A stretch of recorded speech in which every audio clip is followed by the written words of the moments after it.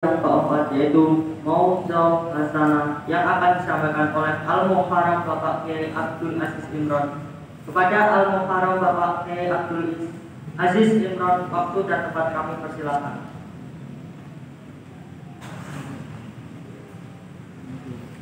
Sallu ala Nabi Muhammad.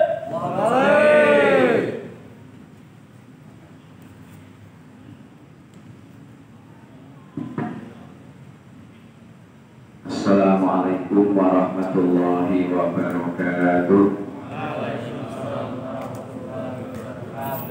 A'udzu billahi minasyaitonir rajim. Bismillahirrahmanirrahim. Alhamdulillahi katsiran wa subhanallahi bukratan wa asila. Inni wajjahtu wajhiya lilladzi fataras samawati wal arda hanifan musliman wa ma ana minal musyrikin. Inna sholati wa nusuki wa mahyaya wa mamati lillahi rabbil alamin la syarika lahu wa bidzalika umirtu wa ana minal muslimin. Wassalatu wassalamu ala asyrafil anbiya'i wal mursalin bal huwa afdhalul khalqi ajma'in sayyidina wa habibina wa maulana Muhammadin wa ala alihi wa sahbihi ajma'in. Amma ba'du. Hadirin muhtaramin, para hadirin hadirat siswa SMA Negeri 1 Kedunguni Kalongan yang saya hormati, terlebih pada Bapak Kepala Sekolah SMA Negeri 1 Kedunguni, Bapak Sugeng SPD MPD,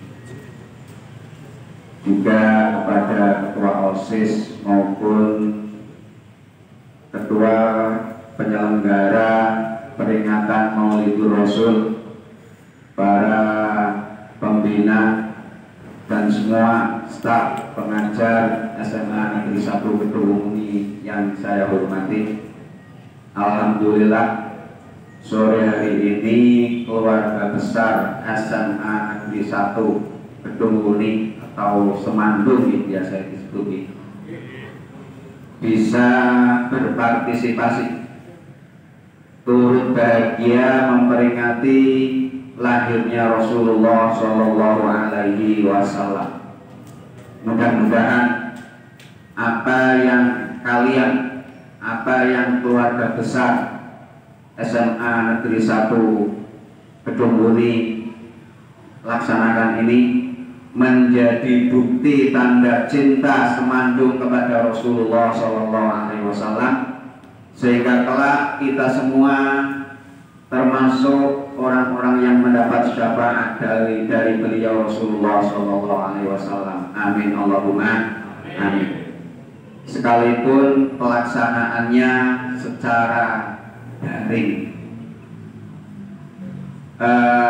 Pak Sugeng nyuwun ngapunten, kalau mengisi materi di SMA, apalagi SMA, katakan Semandung kan SMA favorit, sehingga materi yang disampaikan mau tidak mau harus materi juga yang mempunyai nilai ilmiah, bisa dipertanggungjawabkan secara ilmiah. Beda tentu ketika materinya untuk anak-anak SDMI, beda dengan kalangan jamaah biasa. Hampir kalau saya analogikan, materinya kurang lebih seperti di pesantren, harus bisa dipertanggungjawabkan secara materi. Mudah-mudahan nanti apa yang saya sampaikan ada yang bisa diambil manfaat. Amin Allahumma amin. Pertama, kalau jenengan nanti punya kitab, ada kitab namanya kitab Nihayatus Zaid, jenengan buka bab sholat Jumat. Di sana disebutkan bahwa malam yang paling utama bukanlah malam Lailatul Qadar.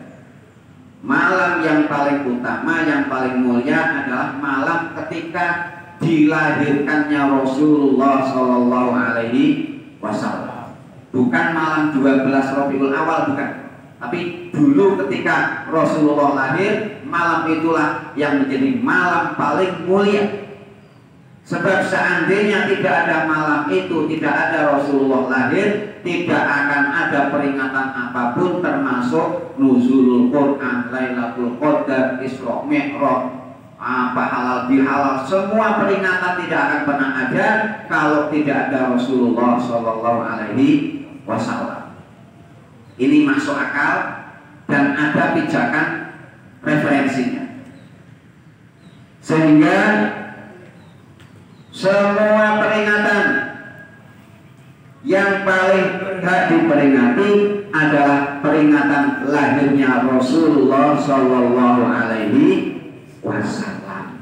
Alhamdulillah kita jenengan keluarga Semando dapat berpartisipasi menyelenggarakan peringatan kelahiran Rasulullah Shallallahu Alaihi Wasallam.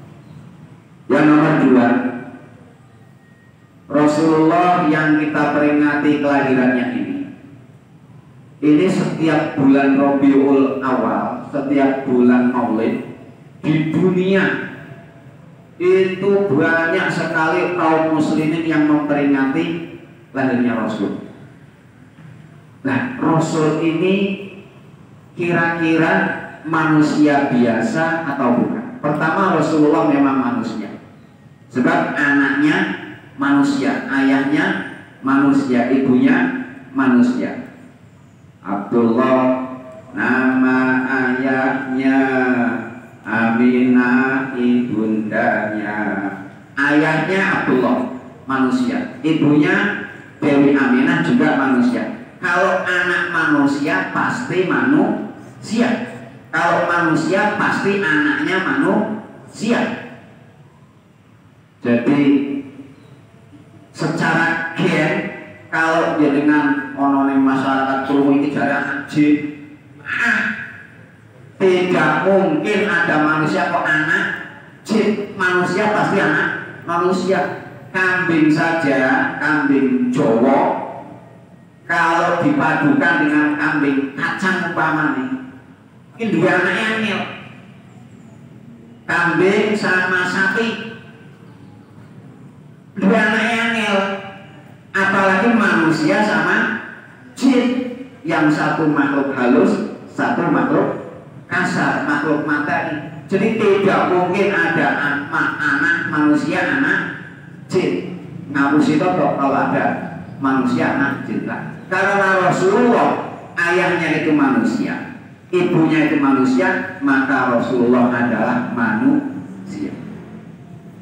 Terus Rasulullah kalau manusia itu manusia biasa kayak kita ini atau manusia luar biasa? Al-Qur'annya mengatakan, "Qul innama ana basyarun mislukum yuha ilayya annama ilahukum ilahu wahid." Katakan Muhammad, aku adalah manusia seperti kamu sekalian. Berarti manusia biasa seperti kita ini apa manusia luar biasa? Manusia luar biasa. Lah itu di referensinya di kitab Al-Quran, Rasulullah mengatakan, aku manusia seperti kalian semua. Rasulullah di dalam Al-Quran suruh menyatakan bahwa aku adalah manusia seperti kalian. Di dalam hadis-hadis Rasulullah juga Rasulullah sering menyatakan, saya ini manusia seperti kalian. Kalau kita atau di masyarakat sering kita dengar, mohon maaf, saya hanyalah manusia biasa. Nyuwun ngapunten, kula manusia biasa. Kita sering mengucapkan itu ketika kita salah, ketika kita keliru. Tapi kapan Rasulullah mengatakan saya manusia biasa? Rasulullah mengatakan saya manusia biasa adalah ketika terjadi hal-hal yang luar biasa pada diri Rasulullah Shallallahu Alaihi Wasallam. Contoh, ada orang laki-laki matur sama Rasulullah, Rasulullah saya kepingin melihat mukjizat jenengan.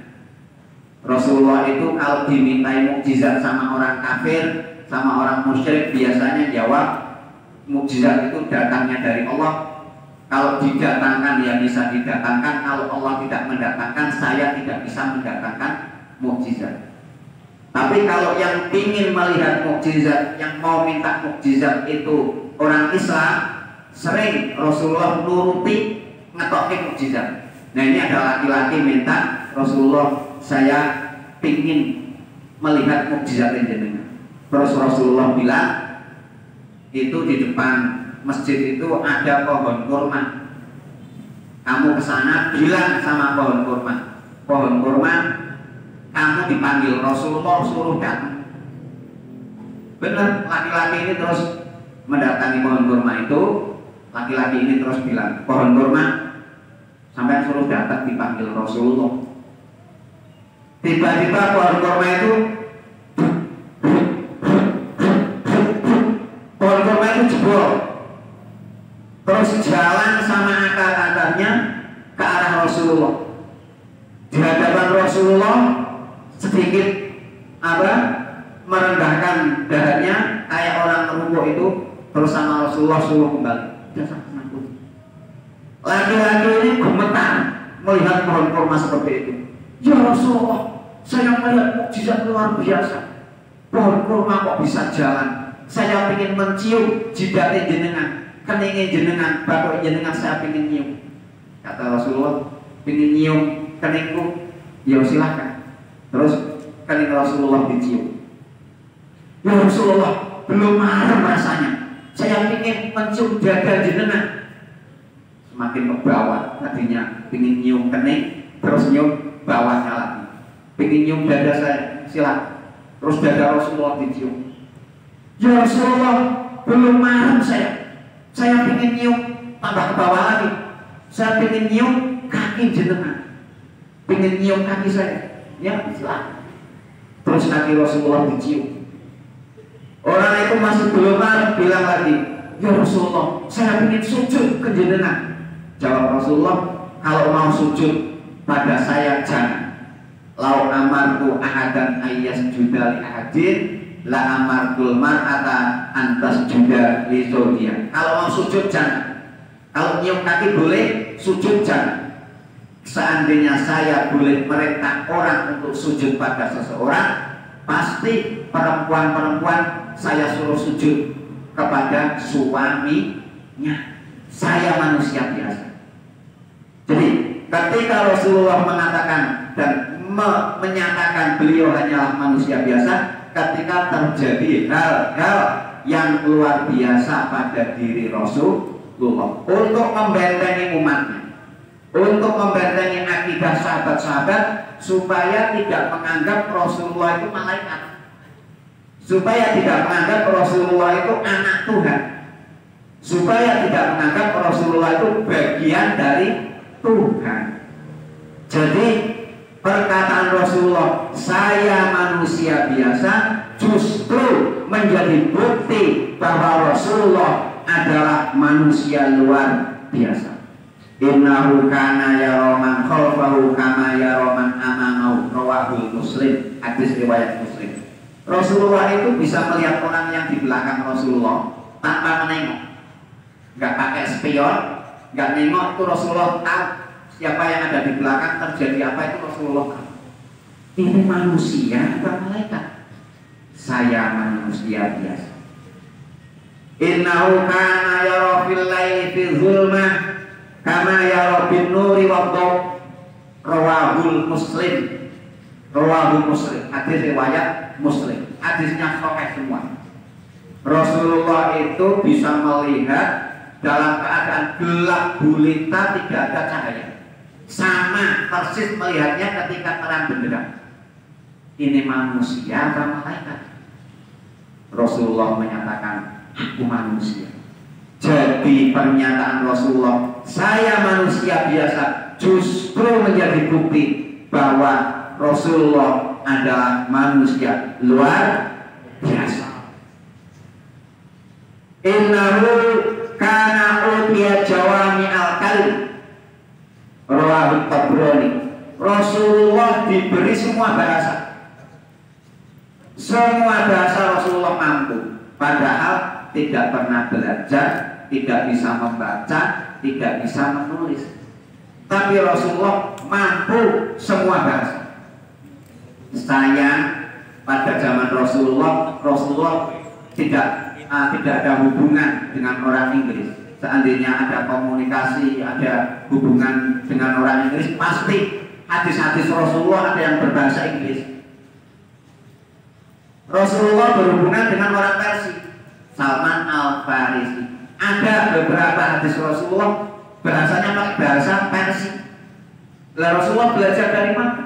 Jangankan bahasa manusia, bahasa semua hewan, semua benda Rasulullah mampu berkomunikasi. Ini hadisnya sahih, rawahul Bukhari, hadis riwayat bahkan Bukhari meriwayatkan itu. Satu ketika Rasulullah menyambangi putrinya. Siapa putri Rasulullah? Ada yang tahu, masih ingat? Putri Rasulullah namanya siapa? Dewi Fatimah. Dewi Fatimah pas Rasulullah datang, Dewi Fatimah itu sedang menggiling gandum. Kalau kita di masyarakat kita kata isi nutup paril, torok kita sambil menangis. Perasaan Dewi Fatimah, ya Allah, katanya saya ini anak Rasul, saya anak Nabi, tapi kok ekonomi saya payah. Saya harus nyuci sendiri, harus nunggu padi sendiri. Terus Rasulullah datang, Rasulullah bilang sama penggilingan gandumannya itu, dibilang sama Rasulullah, penggilingan gandum anak itu dilewat, bantu ke Fatimah. Terus gilingan gandum itu jalan sendiri, giling gandumnya Fatimah. Setelah itu gilingan gandumnya itu ngomong bilisanin Arabiyyin fasih, ngomong dengan bahasa Arab. Ini perbedaan Rasulullah dengan Nabi Sulaiman. Nabi Sulaiman itu mampu berbicara dengan semut, dengan burung, dengan hewan-hewan. Sudah tahu semua kan? Sudah maklum semua. Nah, ketika Nabi Sulaiman ngomong sama semut, pakai bahasa semut. Ketika Nabi Sulaiman ngomong sama kambing, pakai bahasa kambing. Jenengan bayangin, ketika Nabi Sulaiman ngomong sama kucing, yang terjadi seperti kucing kerah. Ketika Nabi Sulaiman ngomong sama kambing, jenengan bayangin, Nabi Sulaiman koyowan, hina apa tidak? Hina apa tidak? Coba, seandainya Nabi Sulaiman ngomong sama nyuwun sewu anjing, apa tidak sangat hina? Nah, perbedaannya dengan Rasulullah. Nabi Sulaiman kalau ngomong sama kambing pakai bahasa kambing, kalau ngomong sama anjing pakai bahasa anjing. Tapi Rasulullah kalau ngomong sama hewan, hewannya yang pakai bahasa Arab, sananya pakai bahasa Arab, untuk menjaga martabat Rasulullah Shallallahu Alaihi Wasallam. Lagi penggilingan gandumnya ini ngomong sama Rasulullah pakai bahasa Arab. Ya Rasulullah, seandainya saya dengan suruh untuk giling gandum dari timur sampai barat sak donya, saya lakukan. Rasulullah terus bilang, Yesus rasa kakek ngomong. Terus Rasulullah bilang sama putrinya dari Fatimah, sing sabar, ekonomi susah kok sing sabar.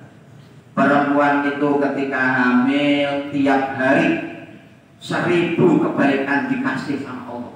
Perempuan itu ketika hamil 1000 kesalahan dimaafkan oleh Allah.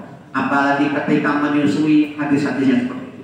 Jadi ketika Rasulullah melihat putrinya ekonominya susah, Rasulullah tidak mendoakan supaya ekonominya lancar. Ini tadi hadis ini menyatakan bahwa Rasulullah diberi semua bahasa, padahal tidak pernah belajar, tidak membaca saja tidak bisa, menulis tidak bisa. Ini manusia apa malaikat? Rasulullah menyatakan, saya manusia. Berarti pernyataan Rasulullah maupun Quran yang mengatakan innama ana bashar justru menjadi bukti bahwa Rasulullah itu manusia luar biasa. Itu poin yang saya sampaikan. Nah, Rasulullah yang luar biasa itu sama umatnya, sama kita, sama umatnya itu sangat sayang, sangat lembut. Secara bodoh bisa kita nilai. Guru itu yang mengajar, ya, guru yang ngajar. Kalau yang diajar namanya murid. Kiai itu yang ngajar, kalau yang diajar namanya santri. Dosen itu yang ngajar, yang diajar namanya mahasiswa. Kiai punya santri, guru punya murid, dosen punya mahasiswa. Rasulullah yang diajar namanya sahabat. Coba dengan bayangin, ini penilaian secara kasar saja. Rasulullah tidak punya santri, Rasulullah padahal guru tidak punya murid, Rasulullah itu padahal beliau dosen tidak punya mahasiswa, Rasulullah itu padahal presiden tidak punya rakyat, Rasulullah itu raja tapi tidak punya rakyat. Semua murid Rasulullah, semua santri Rasulullah, semua rakyat Rasulullah adalah sahabat. Secara bodoh saja kita sudah bisa menilai betapa mulianya Rasulullah SAW. Kenapa? Sebab Rasulullah sangat akrab sama umatnya, itu sangat akrab. Rasulullah itu jangan jenengan bayangkan Rasulullah itu pakai jubah terus bawa tongkat galak senangnya marah-marah, itu tidak. Rasulullah itu senangnya ngajak guyon sama umatnya supaya umatnya itu senangnya guyoni ben bahagia dan senang. Banyak cerita-cerita guyonan Rasulullah. Ada orang mau minjam motore Rasulullah. Ya cuma dulu kan belum ada motor, mau minjam tumpahannya Rasulullah. Dari kisah ini saja, sebelum kisah ini dijabarkan, sebelum kisah ini diceritakan, kita sudah bisa menilai. Sampai ada umatnya kok berani minjem motore Rasulullah, berani minjem tumpahannya Rasulullah, berarti sangat akrab sama sahabat. Coba ada siswa yang berani minjem motore Pak Sugeng? Jangan Pak Sugeng, Pak Rizkon, ada yang berani minjem motore Pak Rizkon? Gak ada yang berani. Tapi ini ada laki-laki minjem untanya Rasulullah. Laki-laki itu bilang, Rasulullah, tolong saya dipinjemin unta, saya gak punya unta. Lah mau buat apa? Buat ngangkut, saya mau ngangkut barang-barang. Kata Rasulullah, kalau mau ngangkut barang-barang, nanti tak pinjemi anak unta. Terus laki-laki itu bilang, ya jangan anak unta Rasul, anak unta kan nggak bisa buat bawa-bawa yang berat-berat. Lah maunya apa? Ya unta yang besar, untanya jenengan. Terus kata Rasulullah, lah unta besar itu anak unta apa anak gajah? Walaupun unta itu besar kan tetap anak unta. Ya aku tak silih anak unta. Kata Rasulullah. Orang itu terus senyum ketawa. Ini menunjukkan bukti bahwa Rasulullah itu suka itu bikin orang itu senang ngejak guyon sama. Ada lagi perempuan datang ke Rasulullah, jenengan ansal salam, dapat salam dari suami saya, jenengan disuruh mampir. Suami saya pingin menjamu jenengan. Jawab Rasulullah, bujumu sapa? Suami kamu siapa namanya? Namanya Abu Aiman. Abu Aiman yang mana ya? Kata Rasul. Oh yang itu kok, yang matanya ada putih-putih itu kok. Ummu Aimannya bilang, enggak, matanya biasa. Berarti matanya suamimu enggak ada putih-putih. Rasulullah. Orang itu terus senyum tetap. Yo mata itu kan ada putihnya. Itu saking akrabnya Rasulullah. Ada satu kisah yang jangan sampai siswa Semandung lupa. Ini kisah sangat menarik. Saya sangat suka dengan kisah ini. Hadisnya sahih. Saya belum pernah dengar kisah ini dari kiai manapun. Ada kisah begini. Ada seseorang namanya Abdullah. Abdullah itu di kalangan sahabat diberi julukan Al-Himar. Himar itu keledai. Abdullah Himar. Orang-orang kalau panggil Abdullah Himar. Himar itu apa? Himar itu keledai. Keledai itu hewan bodoh. Walaupun buat ngangkut-ngangkut, keledai itu nggak kayak kuda. Kuda kan bisa disuruh ke kiri bisa, suruh ke kanan bisa. Himar ini bodoh, suruh ke kiri itu nggak bisa himar, nggak tahu, diajari ke kiri nggak bisa, disuruh ke kanan juga nggak bisa, suruh berhenti juga nggak bisa himar. Jadi kalau orang naik himar, naik keledai, itu kalau mau berhenti orangnya turun terus himarnya dipegang. Nah ini Abdullah ini julukannya di kalangan sahabat itu Abdullah Himar. Kalau di kita orang Jawa, hewan yang bodoh hewan apa? Hewan sing bodoh hewan apa kalau sini? Nggak tahu. Kalau ada hewan bodoh disebut kebu. Nah, kebu di sini kebu. Kalau di sana himar. Di luar negeri di Arab himar. Nah ini Abdullah ini julukannya buah kebu.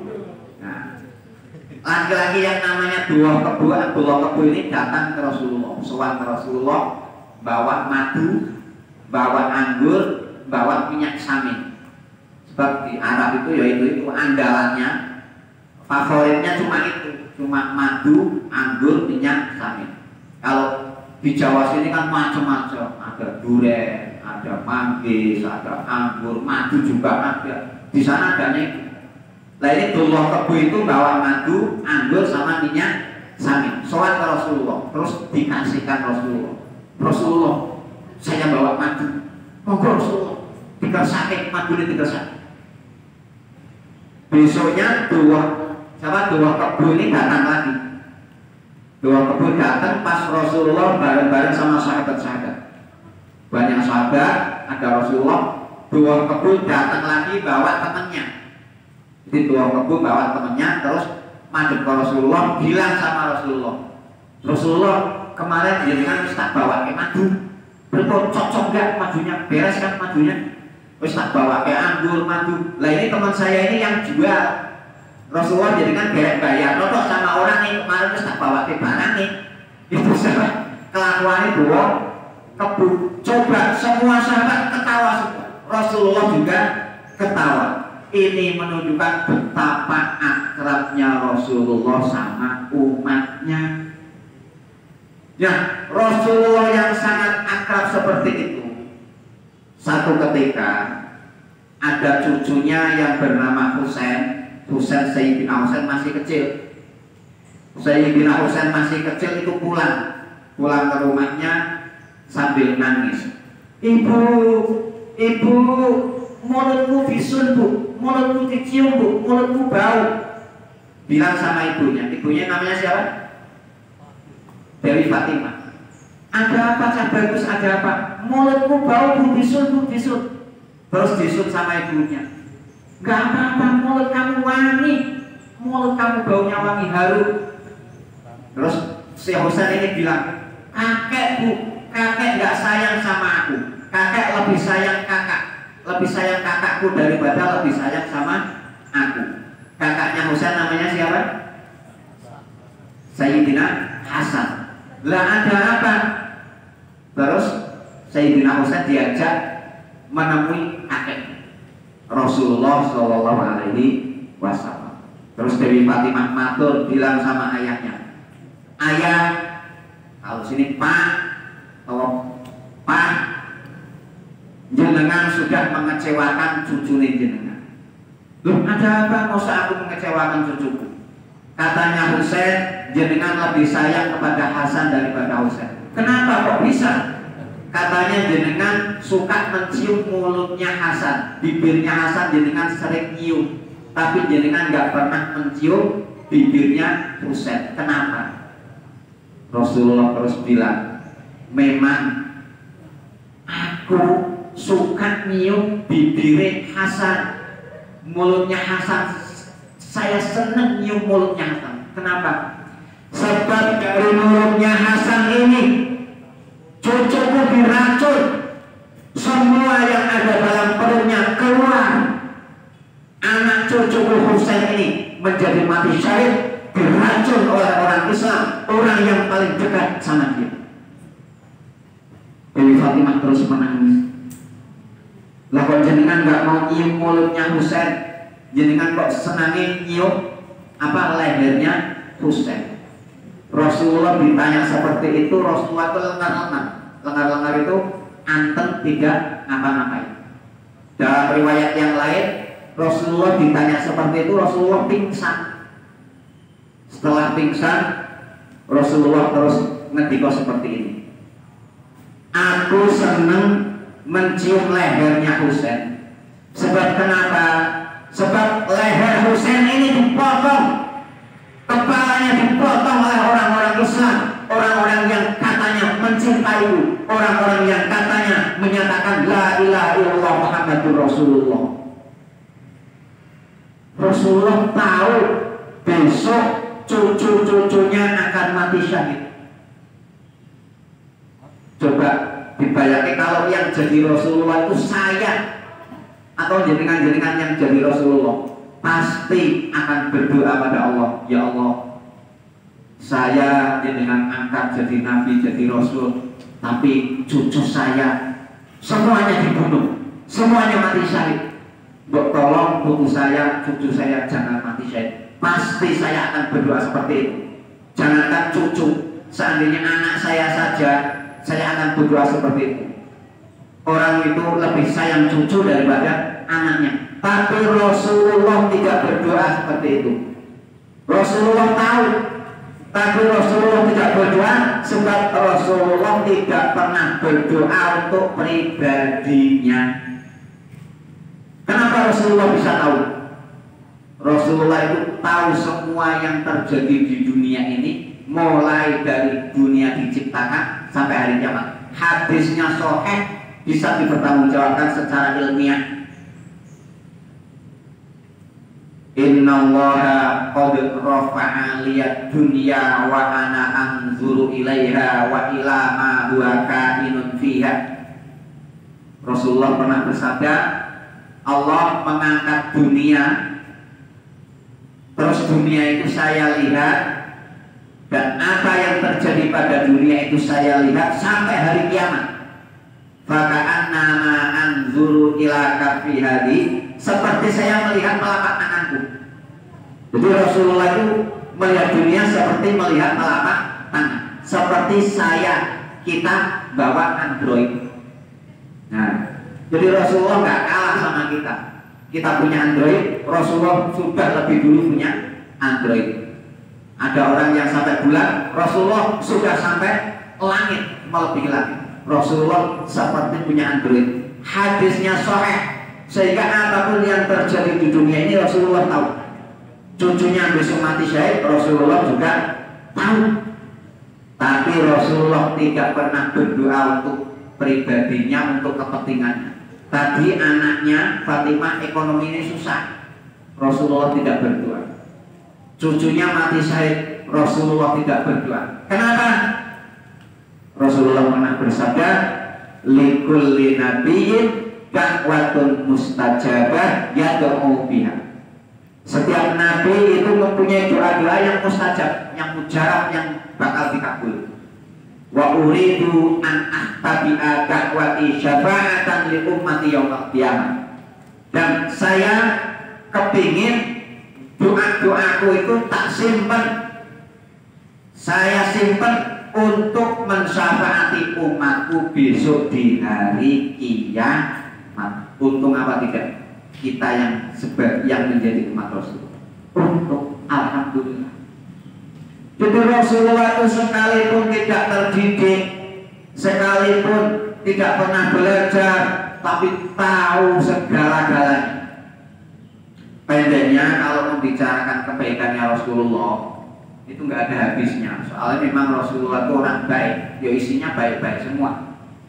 Saya ingin mumpung ini didengarkan para pelajar-pelajar, mumpung ini didengarkan para siswa-siswa, saya ingin membicarakan tentang kekurangan Rasulullah.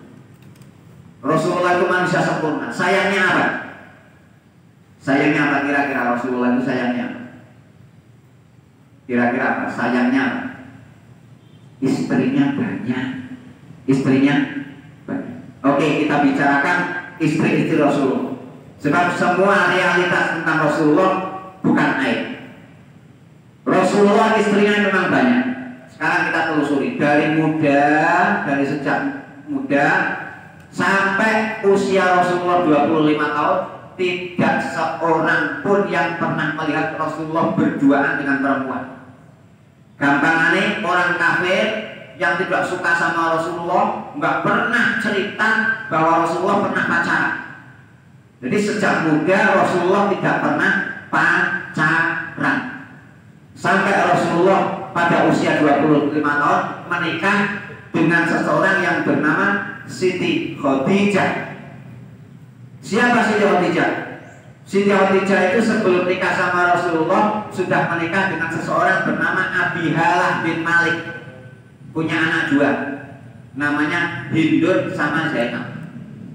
Nah, Abi Halah bin Malik ini meninggal karena Khadijah itu memang cantik. Segera dia dapat ganti, nikah lagi sama seseorang bernama Abid bin Atik. Punya anak lagi dua, namanya Jariyah dan Abdullah. Tidak beberapa lama suami keduanya Khadijah ini meninggal. Berarti Dewi Khadijah itu menjadi janda berapa kali? Janda 2 kali. Anaknya berapa? 4. Usianya berapa? 40 tahun.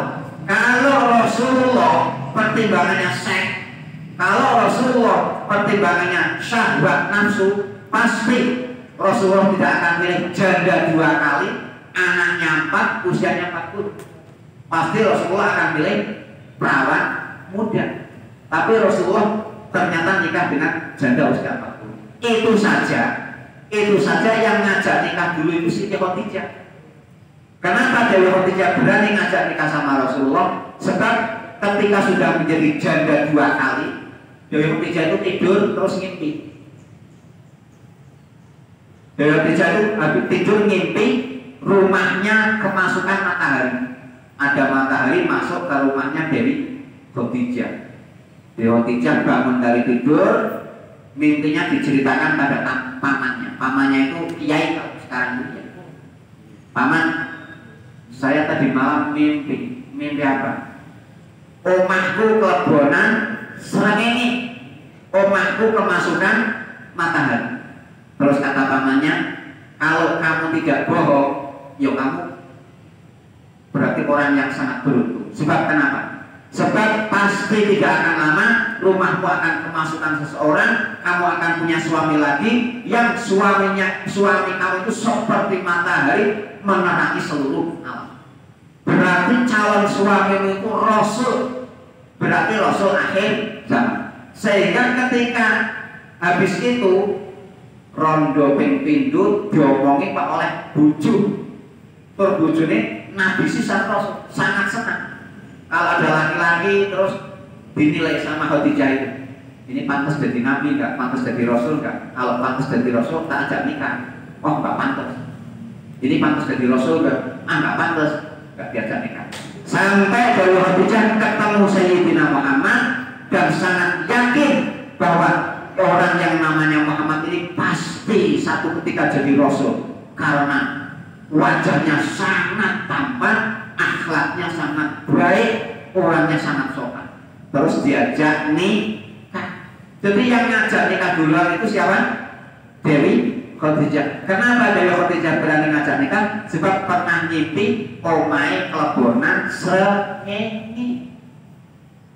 Dulu istri saya juga pernah tanya, Dewi Khadijah ngimpi omahe klebonan srengenge. Istri saya pernah tanya dulu, no, kowe iso dadi bojoku ki. Saya sudah punya istri loh. Gini-gini kok sudah punya istri. No, kowe kok iso dadi bojoku ki apa biye tau ngimpi omahmu klebon biru apa piye? Jadi Rasulullah tidak betul kalau urusannya seks. Nikah saja sama orang yang janda 2 kali, anaknya 4, umurnya 40. Sampai Dewi Khadijah meninggal. Dewi Khadijah meninggal umur 65 tahun, Rasulullah tidak pernah poligami. tidak pernah selingkuh sampai Dewi Khadijah umur 65 tahun meninggal. Berarti Rasulullah menjadi duda umur berapa? Rasulullah umur 25 tahun nikah sama seseorang umurnya 40 tahun. Dewi Khadijah yang umur 40 tahun ini ketika umur 65 tahun meninggal dunia. Berarti Rasulullah jadi duda umur berapa? Ini pria es semandung kok hitung-hitungan orang pakai barang. Bakso sak mangkok, es teh siji, gorengan loro, piro? Nek bosan jajan hitung-hitungannya cepat. Rasulullah jadi duda umur 50 tahun. Jadi duda umur 50 tahun. Itu saja tidak seperti tonggone sampean. Kalau teman yang jenengan kan istrinya masih dirawat di rumah sakit kan wis malah mau pesen. Malah mau lho kayak do cadangan. Rasulullah duda sampai 2 tahun atau 3 tahun. Menduda sampai 2 tahun atau 3 tahun. Orang yang seperti ini mosok urusannya seks kan tidak benar. Fatayat muslimat mendesak Rasulullah untuk nikah. Rasulullah kesedihan jenengan ampun diterus-terus monggo jenengan nikah malih ben wonten sing krungu. Akhirnya Rasulullah nikah lagi sama seseorang yang bernama Sayyidah Saudah binti Zam'ah. Rasulullah usianya 53 tahun, yang dinikahi janda tua umur 55 tahun. Sekali lagi Rasulullah menunjukkan bukan pertimbangan seks, bukan pertimbangan nafsu. Sebab Rasulullah nikah sama janda umur 55 tahun. Janda umur 55 tahun, Pak. Ya, yang bisa dibayangkan sih, Pak. Rondo umur 55 tahun ini jareku ya wis ora kaya bocah sing nom-nom sih. Janda umur 55 tahun kan wis kaya apa? Bakwan telung dina ora mangan. Sekali lagi Rasulullah nikah bukan pertimbangan saya.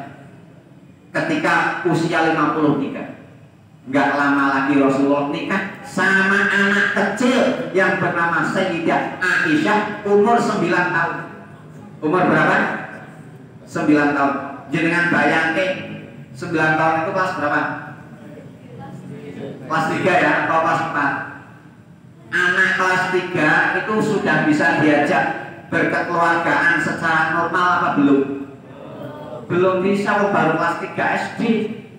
Anak saya pakai mini set itu kelas 6 SD.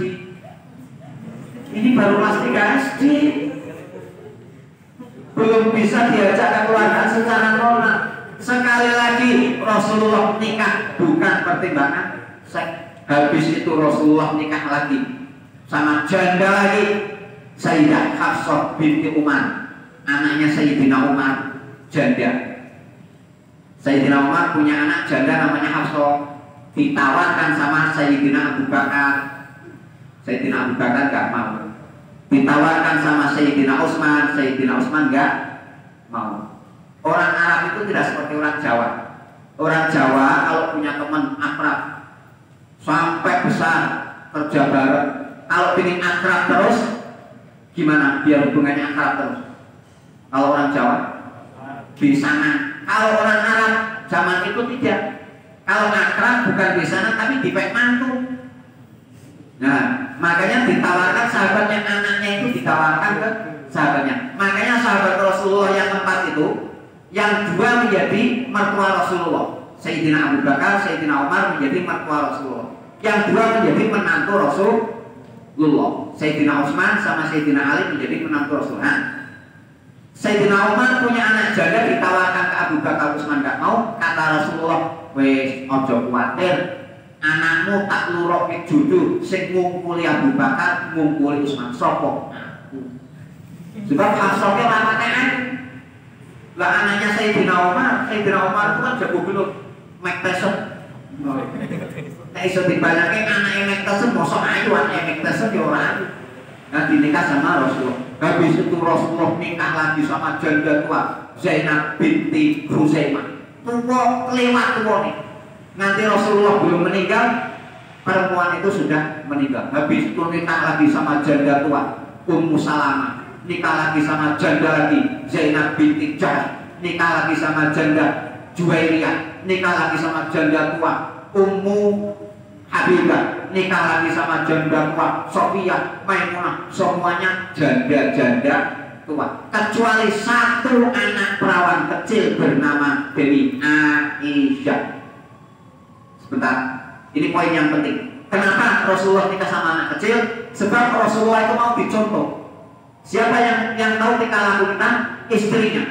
Kalau istri Rasulullah semuanya tua, hadis-hadisnya tidak dipercaya. Nah, ketika Rasulullah meninggal, ada satu istri Rasulullah yang masih muda, yaitu Dewi Aisyah. Ketika Rasulullah meninggal, Dewi Aisyah usianya baru 18 tahun. Dewi Aisyah inilah yang menyelamatkan hadis-hadis Rasulullah.